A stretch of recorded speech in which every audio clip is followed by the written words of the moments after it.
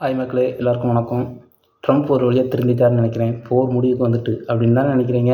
அதுதான் இல்லை. நிபந்தனை போட்டு 10 விதமான கட்டளைகள் போட்டு நீர்வழி பாதையை திறக்க வச்சுருந்தாங்க. போர் முடிவுக்கு வந்துட்டு அப்படின்னு நினச்சிக்கிட்டு இருந்தாங்க.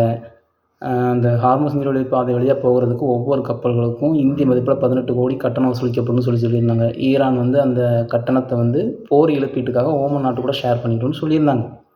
சொல்லி முடிக்கலை, ஒப்பந்தமெல்லாம் போட்டு முடித்தாங்க. அடுத்த நாள் என்ன பண்ணியிருக்காங்க அப்படின்னா, ஈரான் மேலே ட்ரோன்கள் பறக்க ஆரம்பிச்சிருக்கு. உடனே நீர்வழி பாதையை மூடிட்டாங்க. சரிங்களா? பாகிஸ்தான்லேயும் ஆல்ரெடி லாக்டவுன் அனௌன்ஸ் பண்ணியாச்சு. நீங்கள் லாக்டவுன் வரலன்னு சொல்லியிருந்தாங்க. அதாவது எனர்ஜி லாக்டவுன் ஆல்ரெடி சொல்லியிருந்தோம். இரவு 8 மணிக்குள்ளே கடைகளெல்லாம் க்ளோஸ் பண்ண முடியும். 10 மணிக்குள்ளே டீ கடைகள்லாம் 10 மணி வரைக்கும் தான் திறந்துருக்கணும், க்ளோஸ் பண்ணிடணும். திருமண நிகழ்ச்சிகள் எல்லாம் 10 மணி வரைக்கும் அலோடு அப்படிங்கிற மாதிரி கண்டிஷனை கொண்டு வந்துட்டாங்க.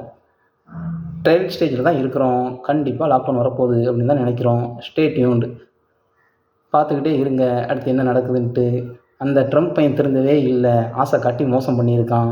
போர் அதிகமாக போகுது.